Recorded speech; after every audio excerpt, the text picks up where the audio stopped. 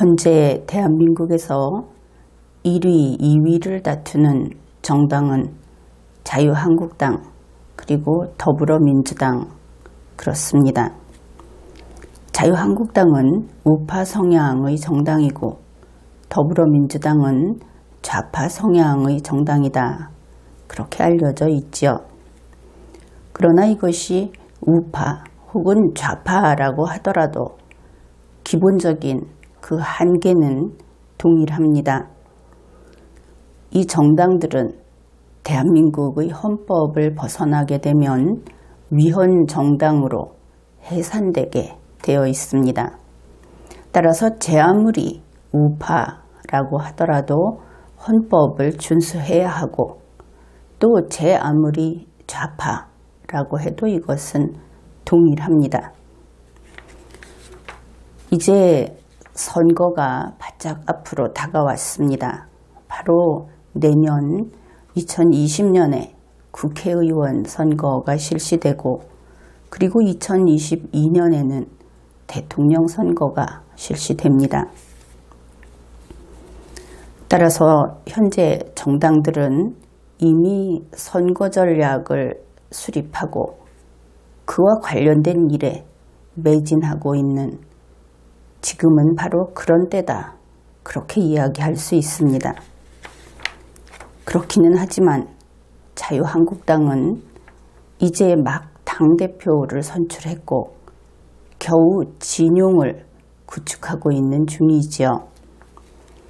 한편 더불어민주당은 조직이 건재합니다. 그래서 이미 있는 조직에 기름을 칠하고 전원에 연결만 하면 바로 작동이 되는 그런 상태에 이미 있었죠.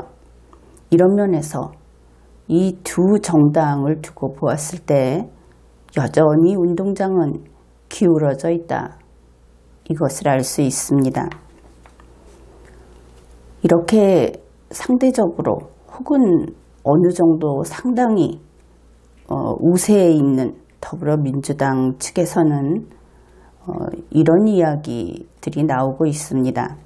소위 시민사회라고 하는 좌파의 전국 민간조직 이쪽에서는 이미 우파의 각 조직과 세력에 세포를 심어 넣었다. 이런 이야기가 나옵니다. 이것은 나쁜 짓은 아닙니다. 따지고 보면은 다들 그렇게 하고 있는 그러한 수법이라고도 할 수 있는데 말이 이렇게 세포 이러니까 거창한데 사실은 어떤 동호회나 조직에서 자기들의 사상과 자기들의 정당을 홍보하는 것이죠. 그런데 그것을 솔직하게 내놓고 하는가 아니면 슬며시 숨겨놓고 하는가 그런 차이는 있다고 하겠습니다. 그런데 이러한 경쟁이 아주 격화되는 그런 순간이 되면 이 좌파의 세포들이 우파 쪽 진영에서 어떤 일을 하는가 이것은 여러분도 이미 알고 있을 겁니다. 가짜뉴스를 제공할 수도 있고 또 끊임없이 분열 요인을 내보내서 내부 대결 구도를 만들기도 합니다. 이런 면에서 갑자기 우파에 나타난 어떤 두드러진 인물 그런 자들이 있다든지 혹은 서서히 주위에 관심을 끌고 친구들을 많이 만들고 하는 이런 갑자기 생긴 소대장급 리더들이 있다면 좀 험악한 말로 프락치일 수도 있고 스파이일 수도 있고 그렇다 이렇게 생각을 해두는 것도 전략이라고 할 수 있겠습니다. 어떻든 자유한국당은 지금 생사를 건 혈투를 시작한 단계입니다. 여기에서 우파 국민들은 무엇을 해야 하는가? 왜냐하면 자유한국당은 기울어진 운동장에서 경기를 해야 하기 때문에 우파 국민들의 도움이 필요하겠죠. 우파 국민들은 첫째, 자유한국당을 흔들지 말아야 합니다. 내부 분열을 시키는 그런 일을 하지 않아야 한다 하는 것이죠. 그 다음에 소위 잠룡이라고 하는 그 후보가 될 수 있는 그런 예상되는 사람들, 그들을 아주 호되고 그리고 맹훈련을 시켜서 기량을 향상시켜야 합니다. 실제로 자유한국당은 환경만 운동장이 기울어져 있는 것이 아니고 인재의 경우에도 인재가 아주 척박하다, 이런 약점을 지니고 있기 때문입니다. 그 다음에 자유한국당은 자기들을 지지하는, 그러니까 현재로서는 소수가 되겠죠. 그들의 뜻이 아니고 전체 국민의 뜻을 받들어야 한다. 이것을 명심해야 할 겁니다. 이 국민의 뜻이라고 하는 것은 바로 그런 의미에서 보수국민 그것만을 의미해서는 안 되겠죠. 그래서 흔히 아스팔트니 친박이니 친뭐니 하는 이러한 국민들의 뜻을 받들라 하는 것이 아닙니다. 이제부터 이렇게 어려운 시기에는 그들을 지지하는 국민들은 오히려 참아야 하겠죠. 자기들의 요구를 참고 전체 국민의 뜻을 받들어서, 그래서 자유한국당이 선택될 수 있도록 그렇게 협력을 해야 할 겁니다. 그래서 자유한국당이 받들 국민은 침묵하고 있는 5,100만 국민이다. 이것을 명심해야 하겠습니다. 오늘은 한 인물에 대해서 이야기를 하려고 합니다. 바로 유튜버 정규재 씨, 펜앤드마이크의 대표, 그에 대한 이야기를 할 것입니다. 2019년 3월 5일자 정규재 영상 칼럼이라고 하는 동영상이 있습니다. 유튜브에 올라와 있습니다. 이 영상의 제목은 황교안 대표에게 좌클릭을 말하는 자는 누구인가, 이런 제목입니다. 내가 이 영상을 봤을 때 그 조회수는 이미 10만 8천 회 정도를 기록하고 있었고, 그는 구독자가 39만 명 정도 되는 그러한 유튜버입니다. 그러니 보수 유튜브 이용자들에게 영향력이 큰 편이다, 그렇게 볼 수 있겠죠. 정규재 대표 스스로도 공인을 자처하고 있다, 그렇게 보입니다. 또 보수의 오피니언 리더 가운데 한 명으로서 그렇게 지금까지 책임감 있게 행동을 해왔다, 그렇게 볼 수 있겠죠. 그런데 이번에 이 영상에서 그는 다음과 같은 내용을 방송을 했습니다. 이명박 전 대통령은 좌익들이 만든 대통령이다. 박근혜 전 대통령은 완전히 좌익 노선을 갔다. 그래서 망했다. 정규재 대표는 전향자들의 사상을 다 의심한다, 안 믿는다. 이용훈 교수를 제외하고, 그리고 굳이 이야기하자면 김문수 씨 정도를 제외하고 나머지는 일체 신뢰하지 않는다. 자유한국당 소속의 어느 국회의원은 그에게 이렇게 이야기를 했습니다. 민주당 첩자 아닌가요? 이 사람을 쳐내야 합니다. 이런 이야기를 했습니다. 그 다음에 황교안 대표가 새벽시장을 방문한 것을 두고 생쇼다 이러면서 온갖 험한 말을 했고, 김병준 씨는 정체불명의 기회주의자라고 했습니다. 또한 자유한국당이라는 정당이 문제정당이다, 그런 이야기를 했습니다. 대략 요지만 소개를 하면 이 정도 됩니다. 그런데 여러분 생각을 해보십시오. 이렇게 보수를 이렇게 갈갈이 찢어놓기도 참 어렵다 싶지 않습니까? 그것은 악담이고 거의 저주에 가깝다, 이렇게 볼 수 있습니다. 일단 그 영상을 보고 나서 이 내용을 다 정리를 했는데 그 느낌이 이렇습니다. 보수 유튜브 이용자에게 제법 큰 영향력을 발휘해온 정규재 대표 이번 칼럼 영상의 수준이 너무나 형편이 없었다. 사실 이보다 더 나쁠 수 없는 그런 수준이었다, 그런 겁니다.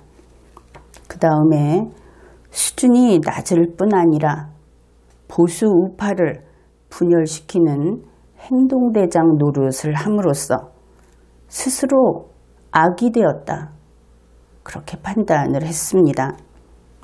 나는 지금과 같은 이런 비상시국에 보수 우파를 분열시키는데 앞장선 정규재 대표에게서 오피니언 리더의 자격을 박탈해야 한다, 그렇게 생각합니다. 이제부터 정규재 대표의 칼럼 전문을 분석하겠습니다. 물론 지나치게 지루한 부분은 생략을 하겠습니다. 단락마다 번호를 붙였는데 편의상 번호를 소개하겠습니다. 첫 단락입니다. 네, 여러분 안녕하십니까? 이 먼지도 아주 많군요. 글쎄요. 문재인 정권은 온 국민을 가스실로 보낼 모양입니다. 원전 다 막아놓고 석탄이나 떼고 하니까 먼지가 이렇게 아주 기승을 부릴 수밖에 없습니다. 중국 가서는 말도 못하고 그렇습니다. 먼저 이 부분을 살펴보겠습니다. 물론 그의 말은 틀린 말은 아니죠. 그러나 맞는 말도 아니다, 이렇게 이야기를 하겠습니다. 2019년 3월 현재 우리나라의 미세먼지, 이 미세먼지 관련 대기 오염 문제는 실은 중국이 그 원인인 그 부분이 대단히 큽니다. 그리고 국내의 경우에도 화력발전 이외의 요인도 많이 있죠. 그래서 맞는 말도 완전히 맞는 말도 아니다, 이렇게 이야기를 한 것이고, 그 다음에 이 부분은 틀린 부분입니다. 문재인 청와대 대통령이 중국에 말도 못하는 이유, 그것은 화력발전 때문이 아니죠. 북한의 김정은이 때문이다. 이 부분은 원전 다 막아놓고 석탄이나 떼고 하니까 먼지가 이렇게 아주 기승을 부릴 수밖에 없습니다. 중국 가서는 말도 못하고 그렇습니다. 이렇게 말을 하게 되면 내용이 완전히 달라지는 것이죠. 두 번째 단락입니다. 그는 자유한국당을 문제정당이라고 했습니다. 내용을 잘 들어보십시오. 오늘은 황교안 대표가 들어선 지 벌써 며칠입니다. 그런데 약간 이상한 조짐이 벌써 나타나고 있어서 황교안 개인의 문제라기보다는 아마도 당의 문제인 것 같습니다. 당의 문제인 것 같은데 어쩌다가 한국당이 이렇게 되었는지 모르겠습니다만, 그러니까 한국당이 문제 있는 정당이다, 이렇게 이야기하고 있는 겁니다. 그런데 정규재 대표도 이야기했듯이 황교안 한국당 대표가 선출된 지 정말 며칠밖에 되지 않았죠. 그런데 정규재 대표는 아주 발빠르게 벌써 이상한 조짐이 나타나고 있다, 이렇게 신속하게 정보를 수집해서 신속하게 판단을 한 다음에 신속하게 이와 같은 영상을 내보내는 그러한 행위를 했다, 그것을 알 수 있습니다. 그러면 그는 왜 자유한국당이 문제의 정당이다, 그렇게 말을 했는가, 그 이유를 밝히고 있습니다. 최근에 그 광주 발언, 김진태, 김순례 이종명 이런 분들이 이제 논란이 되었는데 광주 발언에 대해서 당의 징계 절차를 진행하겠다던가 이것이 한 가지 이유입니다. 그런데 이 내용은 자유한국당 정당 자체에서 내부 규율을 집행하는 것이죠. 이것은 정규재 대표가 간섭할 일이 아닙니다. 내부 규율을 집행하는 것이 그것 때문에 문제정당이라고 할 수도 없겠죠. 이것은 그가 내세운 논거를 인정할 수 없는 그런 부분입니다. 두 번째입니다. 오늘 아침에 황교안 대표가 재래시장 시찰을 나갔다 고 그래요. 그런데 재래시장을 방문하면 문제정당인가? 이 부분도 여러분은 납득이 되지 않을 겁니다. 그 다음입니다. 또 우리나라의 이곳저곳에 산재해 있는 전직 대통령들의 무덤에도 참배를 다니고 뭐 그럴 모양입니다. 아직 다 가지는 않은 것 같습니다. 미래 시제를 쓴 것으로 봐서. 아니면 정규재 대표가 잘못 썼든가. 그렇게 이야기를 했는데 전직 대통령들의 무덤에 참배를 하는 것이 문제 정당인가? 그것도 또 그렇게 보이지는 않죠. 그런데 어떻든 앞부분에서 자유한국당은 문제 정당이다. 벌써 이상한 조짐이 나타나고 있다. 그리고 이 세 가지를 이야기를 했습니다. 세 가지 다 뚜렷하게 문제라고 여겨지지는 않습니다. 근데 그는 이야기를 계속합니다. 근데 황교안 본인의 그 주변 얘기를 이렇게 가만히 보면 그 한국당 안에서 특히 그 사무처도 그렇습니다만 무슨 보좌관이니 무슨 특보니 온갖 종류의 그 국회의원들과 국회의원들을 에워싸고 있는 집단들이 있죠. 이 집단들은 일제히 황교안에게 좌클릭하기를 요구하고 있다고 그래요. 죽는 길로 갑니다. 이렇게 이야기를 했습니다. 일단 좌클릭을 한다 이러니까 국민 여러분은 좀 마음이 덜컥 내려앉는 그런 놀라는 그런 느낌을 받을 텐데 어떻든 정규재 대표는 이렇게 말을 했습니다. 그런데 자유한국당도 문제가 있고 국회 측도 그렇고 그래서 이들이 전부 좌클릭을 하고 싶어 한다. 그러니까 이대로 간다면은 일단은 이들이 좌파 프레임 속에 들어가 있다 이렇게 볼 수 있겠죠. 그런데 이 내용이 앞으로 우리가 더 이것을 다루다 보면 알게 될 텐데 뒤에서 정규재 대표는 이명박 전 대통령, 박근혜 전 대통령도 계속 대를 이어서 좌클릭을 했다고 합니다. 그렇게 된다면 두 대에 이어서 좌클릭을 했는데 이번에 또 좌클릭을 한다 그러면 얼마나 왼쪽으로 간다는 것인가 이런 생각을 해야 하는 것이죠. 어떻든 정규재 대표는 자유한국당이 이렇게 결국 극좌를 향해서 가는 것인가 하는 느낌이 드는 이야기를 했습니다. 그런데 이것이 그가 어떤 증거를 가지고 이런 이야기를 한다면 모르겠습니다. 그것은 장차 내놓겠죠. 그런데 그것이 아니라고 한다면 이것은 가짜뉴스라고 할 수 있습니다. 그런데 이것이 그냥 개인적인 생각을 이렇게 방송을 해버렸다고 한다면 그것은 참 중대한 문제가 됩니다.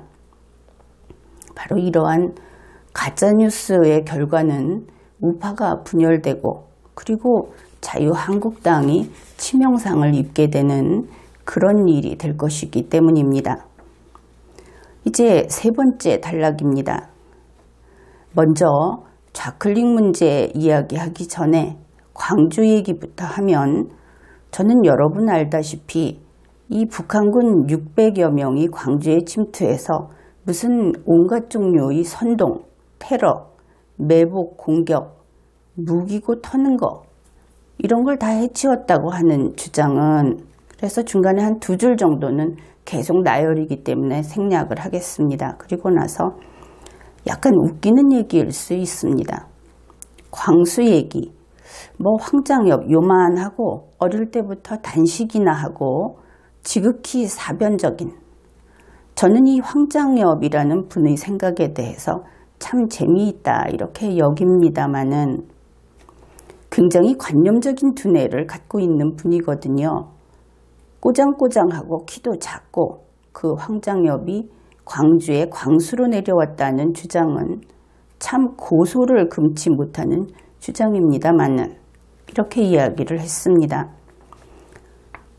이 부분은 그의 생각이니까, 그의 판단이니까 문제될 것은 없죠. 다만 그의 논리적인 연결성을 좀 확인을 해보겠습니다. 일단 꼬장꼬장하고 키도 작고 황장엽 씨가 그렇다는 것이 광주에 못 갈 이유라는 것은 무엇일까?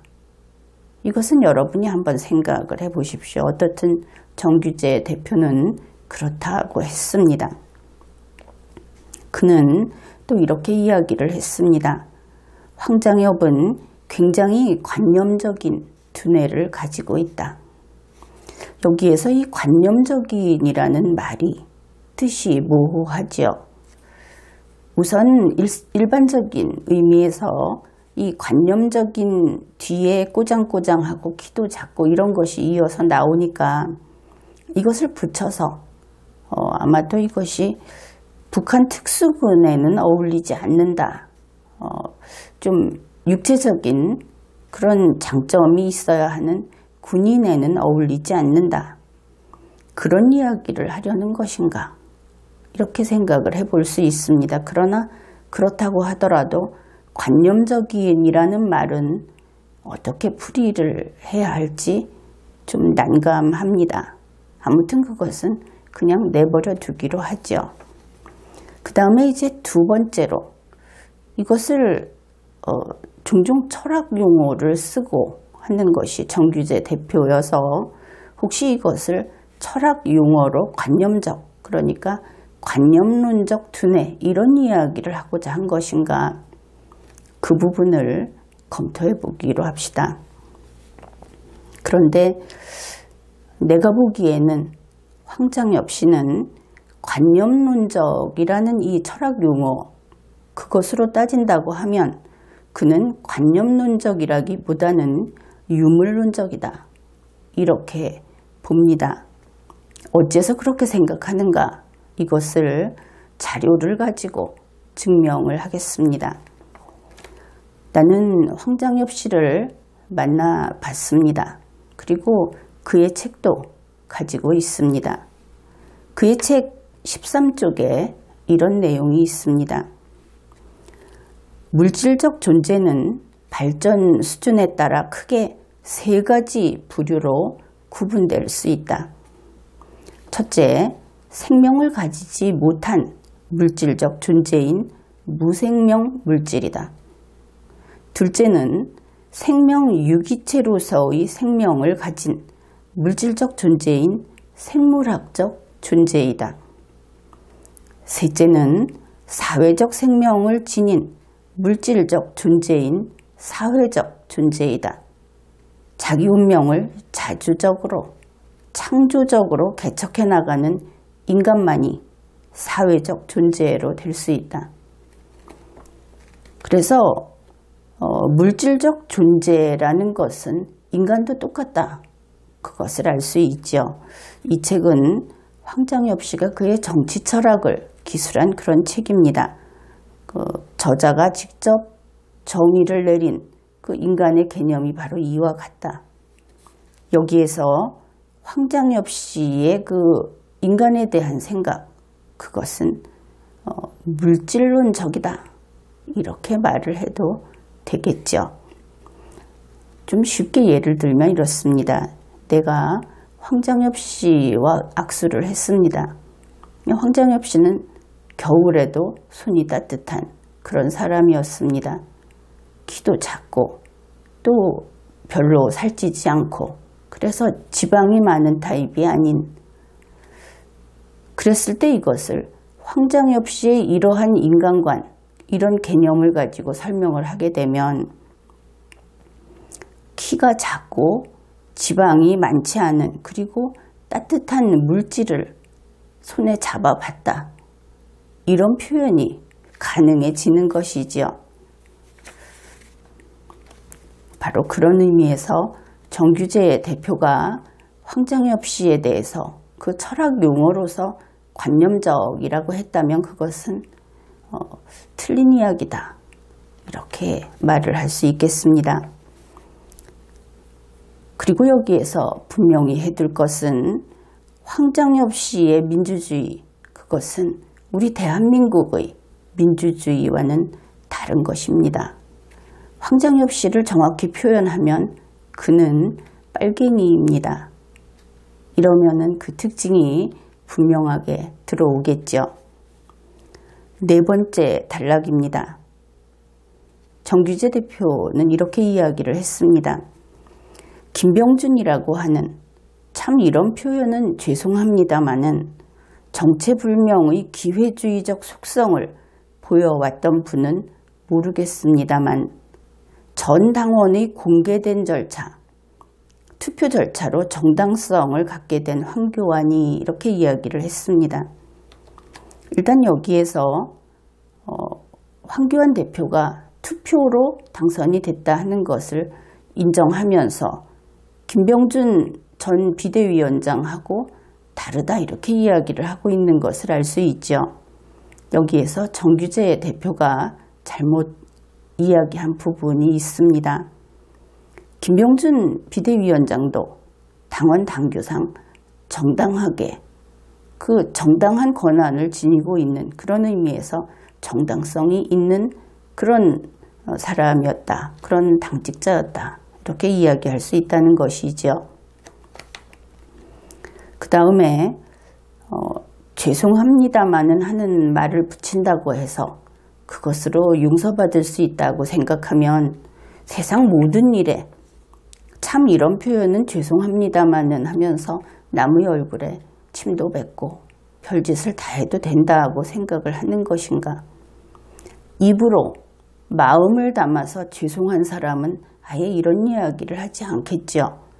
어떻게 한 개인에 대해서 김병준이라고 하는 정체불명의 기회주의적 속성을 보여왔던 마른 분이라고 하지만 그것은 욕이나 다름이 없습니다. 그런데 이것을 방송을 했죠. 이렇게 방송을 한 정규재 대표는 여기에 대해서 객관적 자료를 가지고 증명을 해도 또 하지 못해도 법적 책임을 어느 경우나 다 지게 되는 겁니다.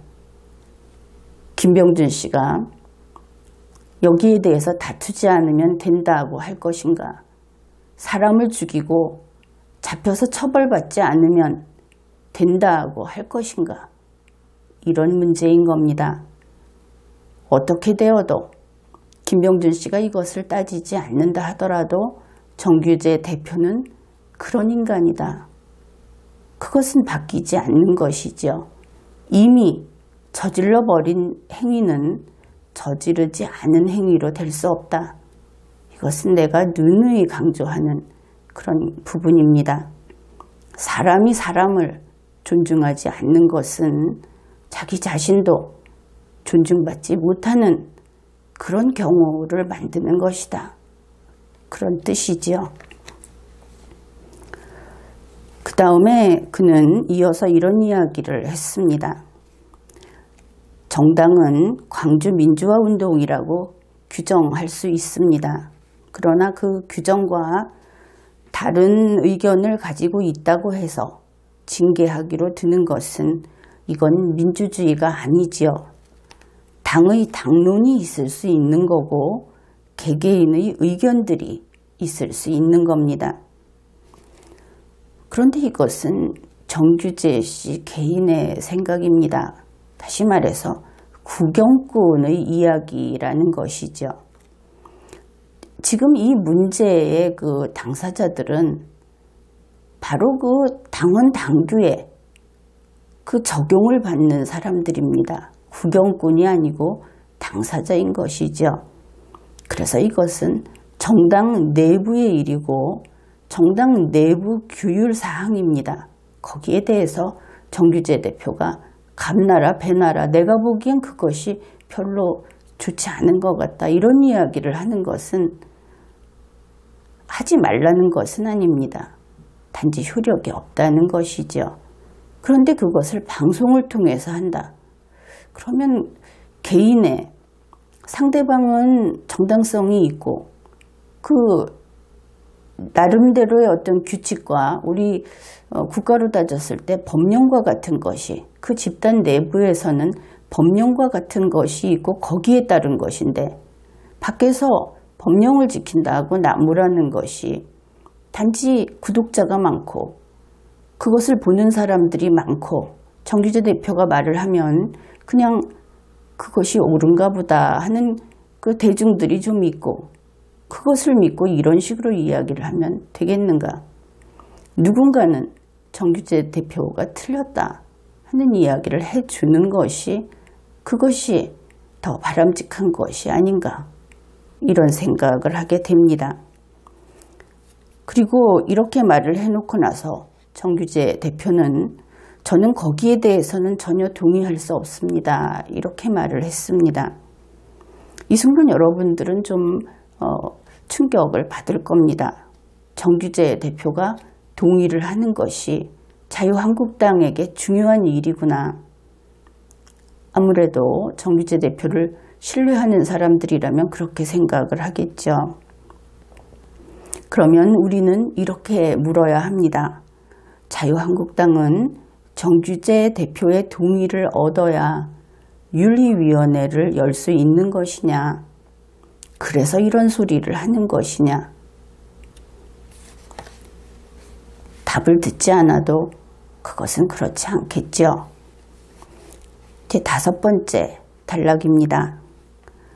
황교안 총리가 오늘 아침에 새벽 시장에 나갔다고 그래요. 정규재 대표는 이제부터 횡설수설하기 시작합니다. 황교안 총리가 아니죠. 황교안 자유한국당 대표입니다. 그런데 실수할 수 있지 않느냐 이렇게 이야기를 하는 분이 있을 텐데 계속 소개를 하겠습니다. 실수로 봐주기 어려운 정도까지 가고 있으니까. 정규재 대표의 이야기입니다. 노무현도 안 나가던 겁니다. 왜? 그게 쇼거든요. 새벽 시장에 나가서 그 새벽에 고생하시는 아주머니들한테 뭐 하나 사서 얻어먹고 생쇼하는 고생이 많습니다라니 이런 생쇼 좀 그만했으면 좋겠습니다. 나는 이 생쇼라는 말을 그렇게 실감나게 못하겠는데 정규재 대표는 정말 이를 갈듯이 이 발음을 하더군요. 어떻든 새벽에 고생하는 아주머니들한테 뭐 하나 사서 얻어먹고 이것도 말이 안 되죠. 돈 주고 샀는데 그것이 얻어먹는 것일 리도 없고 그 다음에 새벽에 고생을 한다고 해도 그 시장에서 시장 상인들이 구휼의 대상은 아닙니다. 당당하게 자신의 영업을 하는 사람들이지. 사람을 어떻게 보고 있는지 돈으로 사람을 이렇게 이런 식으로 이야기를 해도 되는 것인지 상당히 놀랍고 그 다음에 새벽 시장에 자유한국당 대표가 이제 막 당선돼 가지고 새벽 시장에서 장사하는 우리 국민들을 가서 만나보고 이야기를 듣는다는 것은 좋은 일 아닙니까? 그들이 우파 정당을 지지하든 좌파 정당을 지지하든 정치인이 와서 그 고충을 들어주고 무엇을 어떻게 하면 좋을지 조언을 구하고 이것은 인간 대 인간으로서도 좋은 일이고 누가 보더라도 이것은 잘했네 하고 바라봐야 할 그런 일이 아닐까 그런 생각이 듭니다. 그런데 정규재 대표는 작심을 하고 이것을 비난을 합니다. 이런 경우 이것을 생쇼라고 비난을 하는 것은 아마도 그 적이라고 할까 반대편이라고 할까 좌파의 입장에서 이렇게 하지 않겠습니까? 미우니까 혹은 자기와 경쟁 상대니까 무조건 깎아내리려고. 그런데 이 짓을 정규재 대표가 했습니다. 왜 그랬을까? 이해가 되지 않는 것이죠. 그의 말을 조금 더 살펴보기로 하겠습니다. 그 생쇼는 노무현도 안 했던 거예요. 노무현도 거 생쇼다 하고 안 했던 겁니다. 대통령이 왜 거기 나가나? 대통령은 숫자를 보고 정치하는 사람이에요. 무슨 개개인의 삶에 대해서 대통령이 관심을 가져서는 안 돼요. 지도자는 그래서는 안 되는 겁니다. 이렇게 이야기를 했습니다. 정규재 대표는 황교안 대표를, 당대표를 처음에는 국무총리라고 하더니 이제 몇 줄 되지 않아서 대통령이라고 합니다.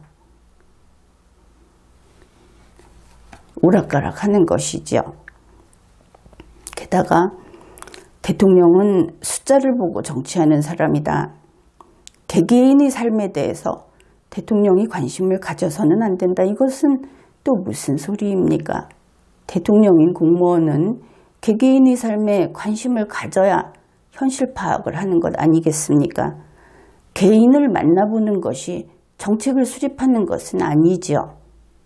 그리고 국민 개개인을 숫자라고 이야기하는 것은 국민을 무시하는 것 맞지요.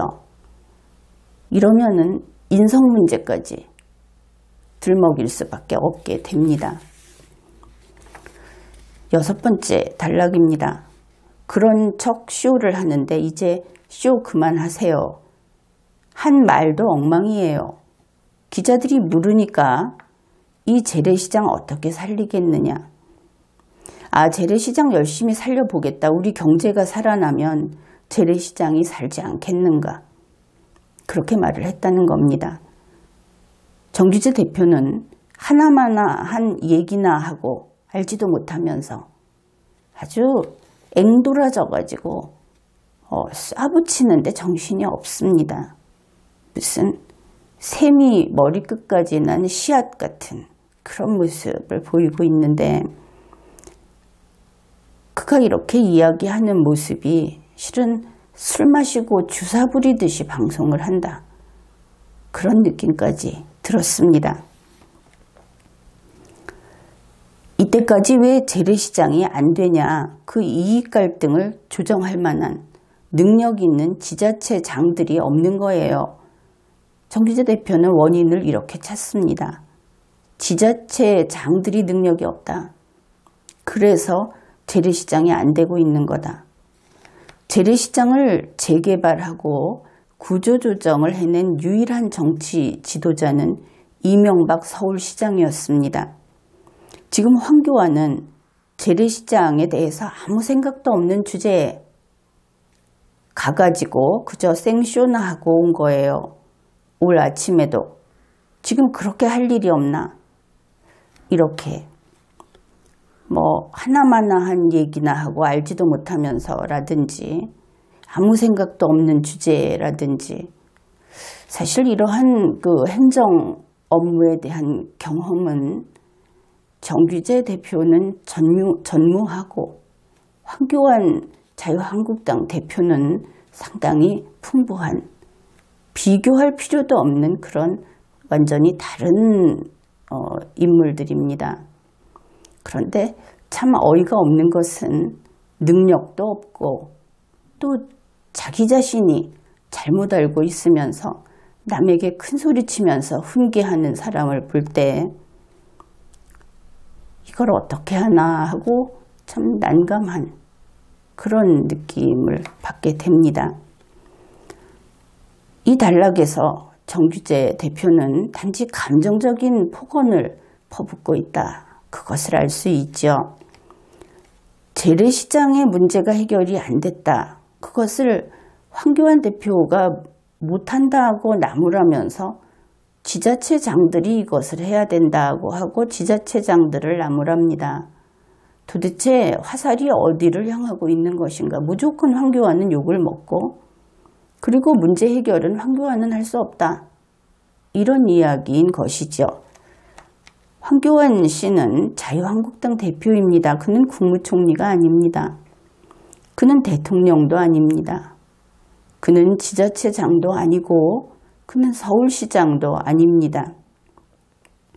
결국 정규재 대표 자신이 횡설수설했다. 그렇게밖에 볼 수가 없는 것이죠.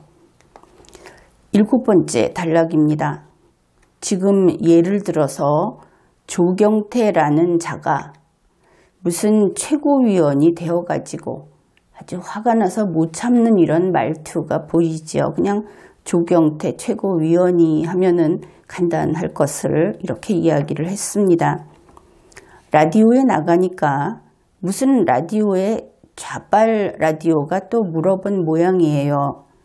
광주 이상한 발언하던 인간들 처리 안 할 거냐 하니까 조경태는 아무 생각도 없이 광주 민주화운동 폄훼 발언을 한 그 사람들에 대해서 징계 처리를 해야 된다고 얘기를 한 모양이에요. 그 민주당 첩자 아니에요. 이렇게 말을 했습니다. 일단 앞에서 좌빨 라디오라고 이야기를 하는데 참 민망한 부분이죠.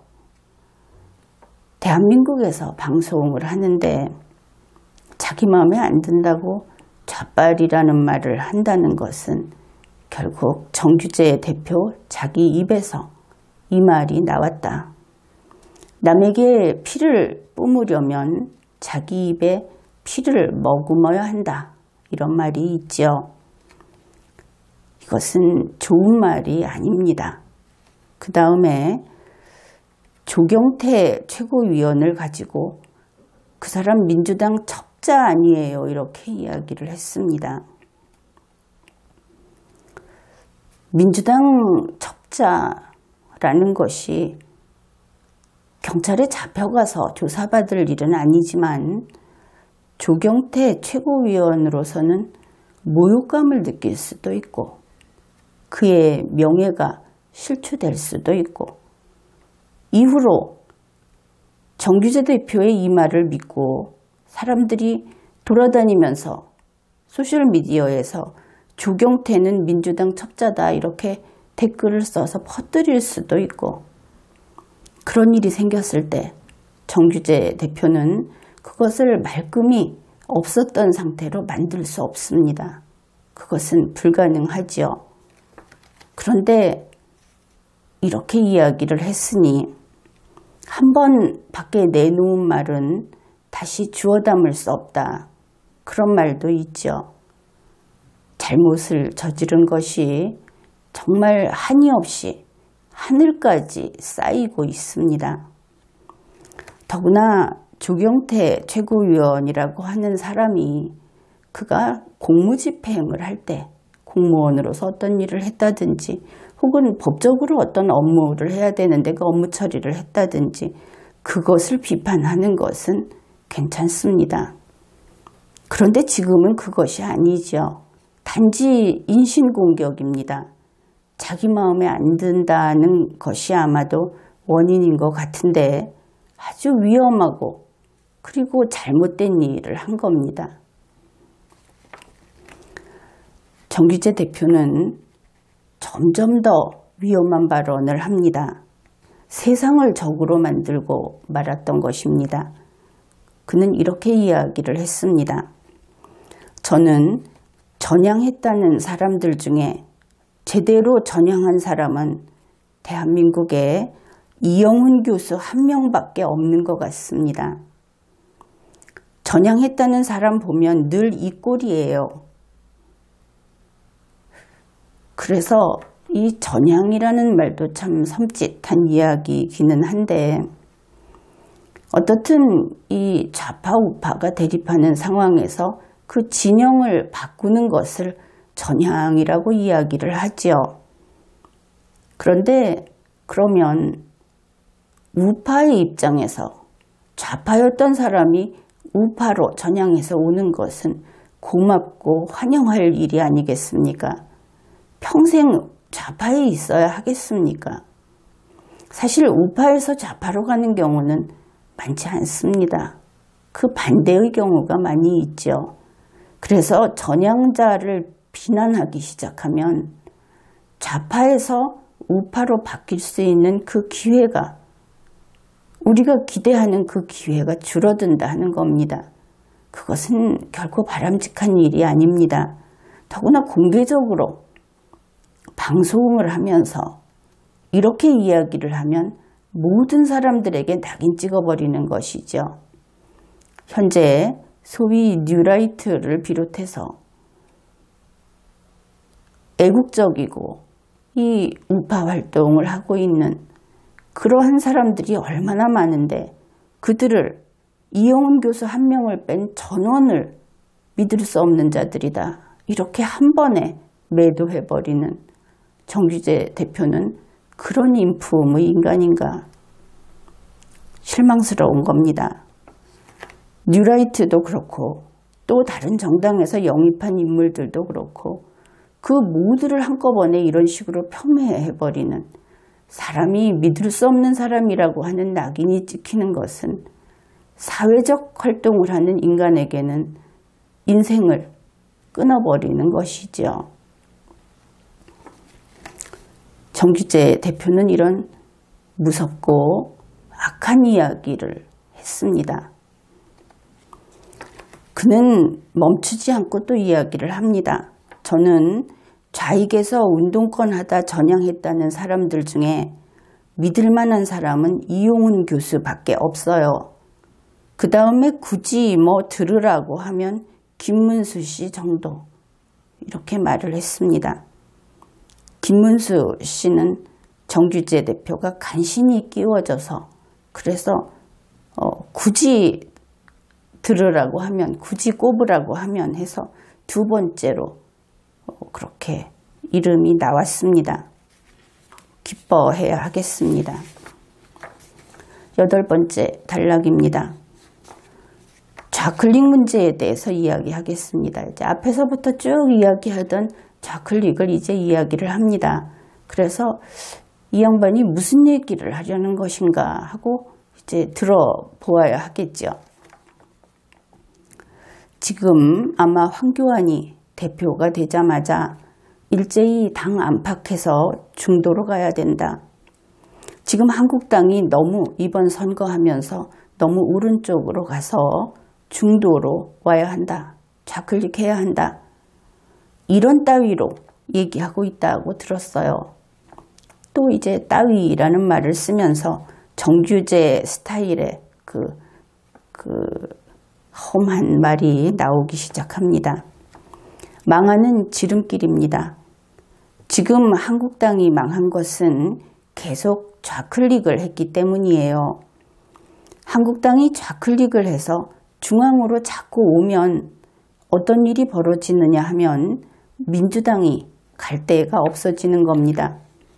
이제 자기가 무슨 말을 하고 있는지 중심을 잃기 시작했습니다. 정신없이 얘기를 하는 것이죠. 한국당이 중앙으로 자꾸 치고 들어오면 민주당은 계속 더 왼쪽으로 가서 극좌 친북 세력들이 정권을 잡은 거예요. 여기에서 이제 붕 떠버립니다. 그 논리가 단절이 되죠. 지금 이 문재인 정부의 친북적 극좌 세력들이 정권을 잡은 이유는 어디 있느냐? 한국당이 계속 가운데로 밀고 들어가는 겁니다. 계속 좌경화되는 거예요. 그러니까 이쪽은 계속 밀려가는 거예요. 그래서 이제 극좌, 친북 세력, 종북이라는 의심을 받고 있는 지경에까지 이른 정치 집단이 권력을 장악한 거예요. 정권 교체는 해야 되겠고 한국당 꼴보기 싫으니까 이렇게 이야기를 했습니다. 우선 정권 교체는 해야 되겠고 한국당 꼴보기 싫으니까 라는 부분에서 그러면 이것을 알 수 있죠. 한국당은 어차피 꼴보기 싫었구나. 좌클릭하고 상관없이 그렇겠죠. 그렇다면 앞부분에서 정규재 대표가 지금 한국당이 망한 것은 계속 좌클릭을 했기 때문이에요 하는 부분하고 충돌이 됩니다. 양립할 수 없는 것이죠. 모순된 주장을 한 것이다. 이것을 알 수 있습니다. 그 다음에 지금까지 정규재 대표가 좌클릭 문제를 이야기했었는데 여러분도 조금 혼란스러울 겁니다. 정규재 대표는 오른쪽이 있고 중앙이 있고 왼쪽이 있다. 그래서 오른쪽에서 중앙으로 나온 것을 계속 좌클릭이라고 이야기를 하고 있구나 이렇게 보일 겁니다. 그런데 그는 그의 내심은 무엇인가 하는 것을 앞에 이야기했던데 다 거기에서 찾을 수 있습니다. 그것을 정리해보면 이렇게 됩니다. 지금 자유한국당이 망한 것은 좌클릭 때문이다. 그러면 자유한국당은 이명박 대통령 때 망하지 않았습니다. 언제 망했느냐? 박근혜 대통령 때 망했죠. 그 말기에. 그렇다면 지금 자유한국당이 망한 것은 직전 대통령인 박근혜 대통령이 좌클릭을 했기 때문이다. 이것을 알 수 있습니다. 그러면 정규재 대표는 자유한국당의 그 소위 좌클릭이라고 하는 것을 왜 반대하는가? 그것이 잘 나와 있죠. 첫째, 자유한국당이 중앙으로 자꾸 밀고 나오면 민주당이 갈 데가 없어진다. 민주당이 자꾸 왼쪽으로 밀려난다. 왜냐하면 자유한국당 때문에. 민주당이 자꾸 계속 좌경화된다. 왜냐하면 자유한국당 때문에. 민주당이 이제 극좌, 친북 세력, 종북이라는 의심까지 받는 지경에 이르렀다. 왜냐하면 자유한국당 때문에. 이렇게 되면 정규재 대표가 자유한국당이 좌클릭하면 안 된다 하는 이유는 민주당을 위해서다. 너무나 많이 민주당을 위해서 걱정하고 있으니까 그렇게 문맥상 되는 겁니다. 이제 9번째 단락입니다. 이명박이 어떻게 망했습니까? 이명박은 좌익들이 선택을 한 대통령이에요. 아주 이런 놀라운 발언을 합니다. 시민 여론조사의 시민이라는 이름으로 사실은 반 이명박 세력들이 대거 들어와서 이명박을 선택한 거예요. 이명박을 역선택해서 밀어 올린 것은 저는 그렇게 봅니다. 물론 이명박 대통령 측은 펄쩍 뛰겠습니다마는 저는 그렇게 봅니다. 이 좌익들이 대거 이명박을 들어가서 선택해 올린 거예요. 이렇게 이야기를 합니다. 이것이 정규재 대표의 주관적 주장이다 하는 것을 알 수 있죠. 저는 그렇게 봅니다. 이렇게 하고 있으니까. 그런데 이것은 우리 국민들이 일반적으로 알고 있는 그 기억, 상식, 언론에 보도된 내용과는 너무나 판이해서 게다가 여기에 대한 어떤 객관적인 증거로 증명을 하지도 못한 상태고 단지 자기는 그렇게 생각한다. 그렇기 때문에 이것은 너무나 그 도가 지나쳐서 일종의 음모론이라고 볼 수 있을 정도로 그렇게 치우친 주장이다. 그렇게 평가를 할 수 있겠습니다. 그런데 그것이 음모론인데 그것이 사실인지 아닌지 그것은 우리가 이야기할 것은 아니죠. 그런데 분명한 것은 이 선거제도 그리고 당내 경선 같은 이 모든 절차들을 정규재 씨는 이러한 대한민국의 헌법과 법률에 따른 합법적인 절차에 대해 근본적으로 불신하는 그런 인간이 아닌가 이렇게 보인다는 것이 참 걱정스럽습니다. 역선택이라든지 한 이런 것들이 가능성은 있다고 하죠. 부작용으로. 그러나 그 주된 것과 부수적인 것을 혼동해서는 안 되는 겁니다. 상식이 있고 논리적인 사람이라고 한다면 어떤 부작용이 좀 있다고 하더라도 그 제도의 본래 뜻이 관철이 된다. 부작용이 제도의 본 의미를 없애버리고 문제를 일으킬 정도라면 제도는 개혁이 되지요. 어떻든 그는 대한민국의 제도를 별로 신뢰하지 않는 사람이다. 이런 생각이 점점 굳어지게 됩니다. 10번째 단락입니다.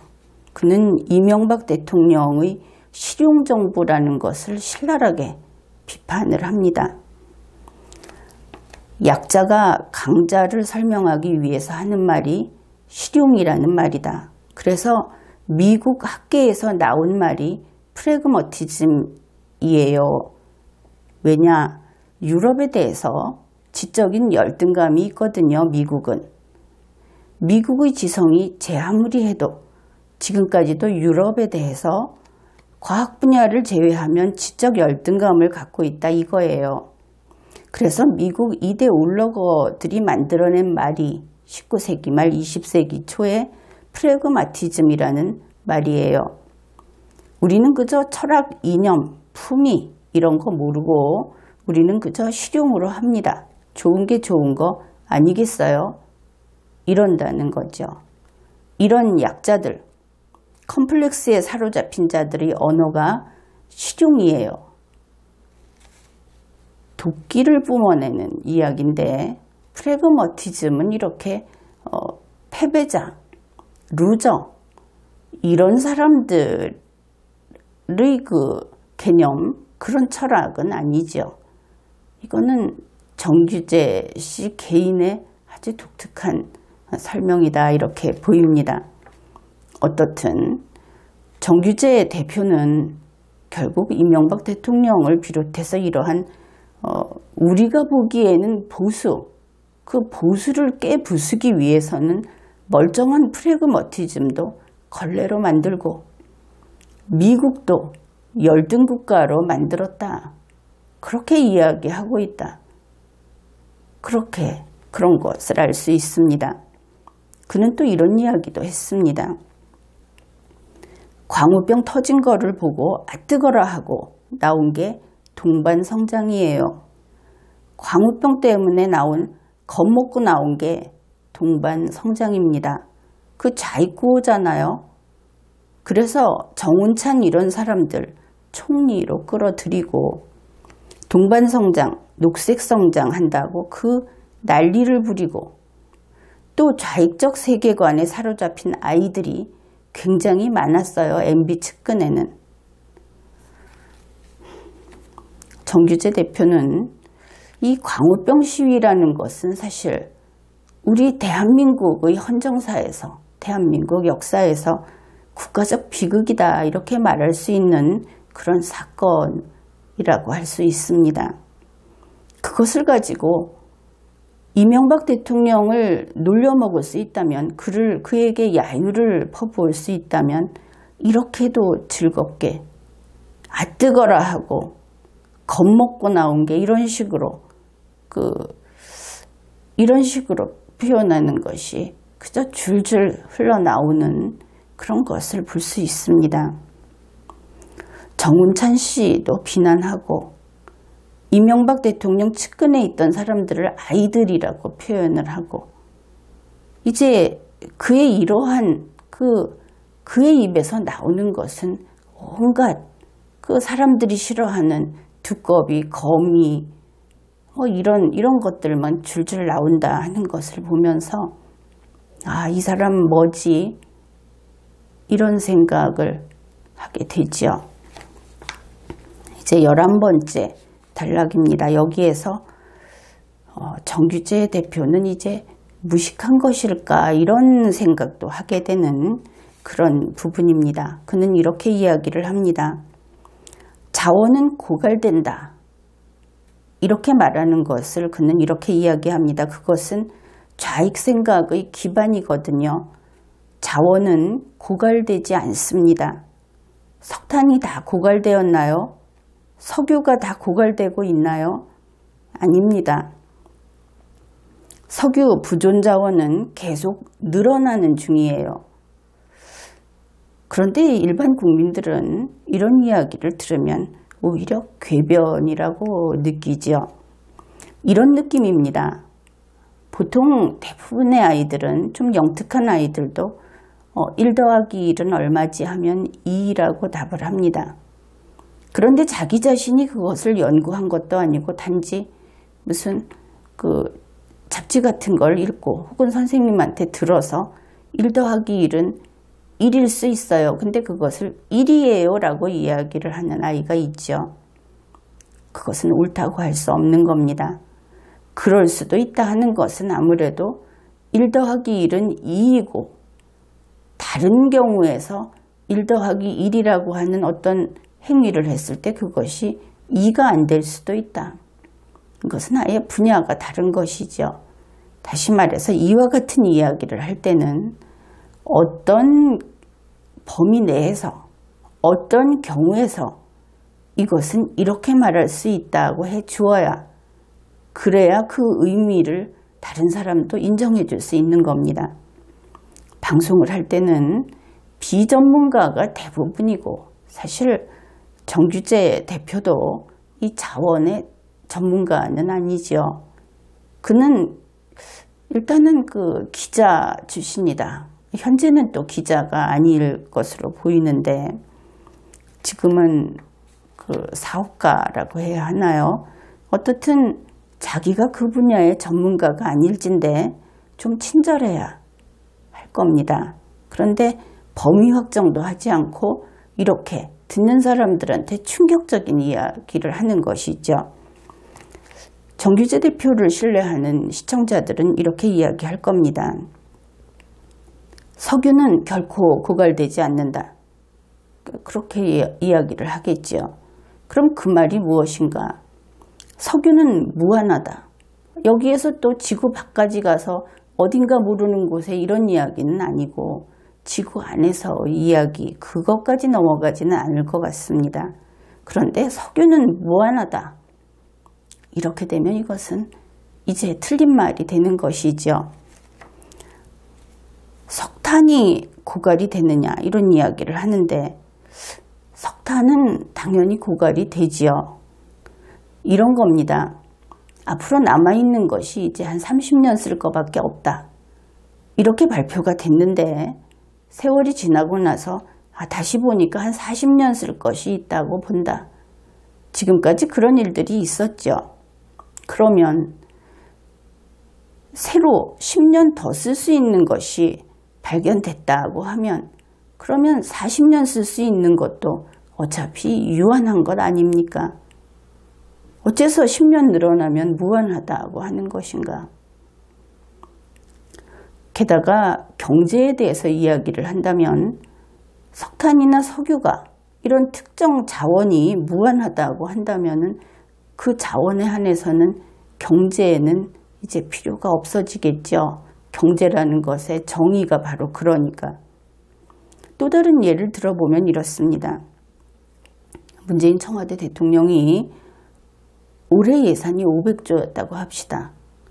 그런데 내년에는 예산이 550조가 됩니다. 그리고 그 다음 해에는 600조가 됩니다. 이렇게 되면 어떻게 될까? 정규재 대표의 말대로라면 정부는 돈 걱정하면 안 됩니다. 왜냐하면 예산은 무한하니까. 왜냐하면 필요한 만큼 계속 늘어나니까 찾아내니까. 이렇게 되겠죠. 그 논리대로라면. 여기에 어떤 문제가 있는지는 여러분이 잘 생각을 해 보십시오. 12번째 단락입니다. 박근혜 정부는 어떻게 했습니까? 아예 경제 민주화를 들고 나왔잖아요. 그건 완전히 좌익 노선이거든요. 경제 민주화는. 계속 좌클릭해 나가니까 나중에 자기도 망하고 박근혜 대통령 자기도 망하고 정권은 극좌에 뺏겼잖아요. 이렇게 이야기를 했습니다. 정규재 대표는 박근혜 전 대통령이 완전히 좌익 노선을 걸어서 물론 경제 분야이긴 하지만 그래서 망했다. 이렇게 이야기를 했습니다. 어떻든 그것은 그의 입장이다 하는 것을 알 수 있죠. 다만 여기에서 지적을 할 것은 정규재 대표는 경제 민주화는 완전히 좌익 노선이다 이렇게 말을 했는데 헌법의 분야에 있어서 이것은 틀린 말입니다. 그리고 대한민국의 모든 것은 경제든 무엇이든 헌법 안에서만 가능합니다. 이것이 대원칙인 것이죠. 대한민국 헌법 제119조 제2항에서 경제민주화를 규정합니다. 그러면 이것을 가지고 경제민주화가 전체 경제 원리다, 아니다 이런 다툼이 있는데 그것이 애초에 잘못된 것이다 하는 것을 나는 누누이 설명을 해왔습니다. 간단히 이렇게 생각을 하면 됩니다. 대한민국에서는 대한민국 헌법에 따른 경제민주화만 가능합니다.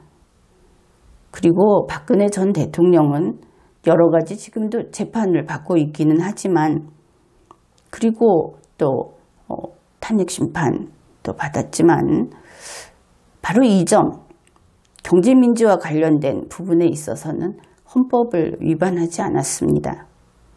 따라서 박근혜 전 대통령이 헌법을 위반하고 완전히 좌익 노선을 걸어서 망했다. 그것은 잘못된 것이지요. 바로 이런 점에서 정규재 대표는 대한민국 헌법의 그 경제조항 이것을 잘못 알고 있고 또 경제민주화라는 것도 잘못 알고 있다. 이렇게 이야기를 하겠습니다. 이제 마지막 단락입니다. 13번째 단락입니다. 선거공학, 선거기술자들이 한국당에 너무 많다. 그걸로 그냥 한국당이 꽉 썩어 있는 겁니다. 썩어 있는 거예요. 그거를 제대로 쳐내지 못하면 황교안의 앞날은 물론이고 대한민국의 앞날이 없습니다. 그걸 제대로 쳐내지 못하면 새벽시장 나가서 쇼하는 거 하지 마십시오. 정치는 언어로 하는 거예요. 무슨 국립묘지에서부터 한 바퀴 돌고 봉화마을에 광주까지 거쳐서 무덤 참배하려고 당대표 되었나요? 무덤 순례하려고? 그것도 다 똥폼들입니다. 또 이제 막말을 합니다. 맨날 해오던 거 지겹지도 않아요. 거기 가서 무슨 생각했습니까? 아, 나도 이제 국립묘지에 흰 장갑 끼고 참배하는 정도의 반열에 올랐구나. 감격하셨나요? 그런데 황교안 대표는 국무총리도 했고 대통령 권한대행도 맡았었고 한 인간인데 국립묘지에 흰장갑 끼고 참배하는 것은 몇 번이나 갔죠. 정규재 대표는 그것을 모르는 모양입니다. 정규재 대표는 또 이렇게 이야기를 합니다. 만일에 좌클릭하라는 자가 있으면 그 자가 문제입니다. 쳐내야 합니다. 지금 이 13번째 단락에서 사람을 이야기하면서 쳐내야 한다는 이야기를 정말 여러 번 했습니다.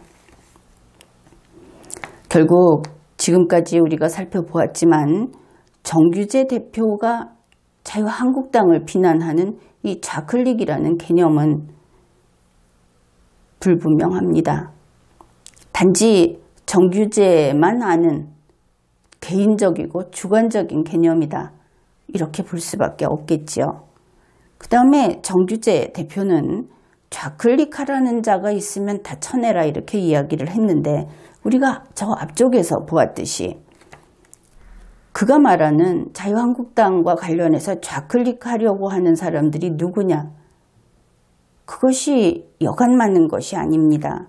우선 황교안 대표 그리고 자유한국당 자체 사무처 모든 국회의원 그 국회의원을 에워싼 집단 그리고 뒤에 보면 구정치인으로 이명박 박근혜 계열 모두 뉴라이트 전향자 이 전향자에 탈북자도 포함이 되는지 모르겠습니다. 그리고 이제 미국까지 이들 모두를 쳐내라고 하는 것을 알 수 있죠. 쫙 정리를 해보게 되면. 그렇다면 정규재 대표가 원하는 것은 무엇인가? 보수정당의 해산을 원하는가? 물론 빠진 사람들이 있습니다. 앞부분에서 그가 비호하는 것처럼 보였던 김진태, 김순례 이 두 인물이 있는데 그것은 자기 자신이 밝혔듯이 이들이 북한군 600명설 쪽이기 때문에 그래서 이들도 정규재 대표는 지지하지 않는다. 우리가 그렇게 판단을 할 수 있는 것이죠. 결국 이렇게 되면 정규재 대표가 말하는 좌클릭이 뭔지는 모르겠지만 정규재 대표가 반보수 세력이다. 이것만큼은 알 수 있다. 이렇게 되는 겁니다. 지금까지 그의 칼럼을 통해서, 칼럼 방송을 통해서 대한민국의 제도도 불신하고 있고 국민도 그저 도구로 알고 국민을 존중하지 않고 이런 것들, 인성적인 면들, 독설, 그리고 아주 그 독선적인 자기만의 개념으로 세상을 재단하는 그런 모습. 어떻든 보수라는 데 대한 그 오르는 분노를 이렇게 표출을 한 것들. 뿌리 깊은 분노. 그리고 전방위적인 증오심. 이런 것들을 보고 그저 놀라울 뿐입니다. 어떻든 그의 지금 상태는 이 방송으로 보아서 이것은 마치 우리 전체 그 보수 측의 국민들은 테러를 당한 기분일 것이다. 이렇게 생각을 합니다. 정규재 대표의 지금의 그 상태가 대단히 좋지 않게 보입니다. 그래서 개인적으로는 이렇게 생각을 합니다. 적어도 6개월 이상 안식기간을 가져라. 펜을 놔라. 마이크를 놔라. 그런 이야기를 해주고자 합니다. 지금까지 리걸마인드 연구소였습니다.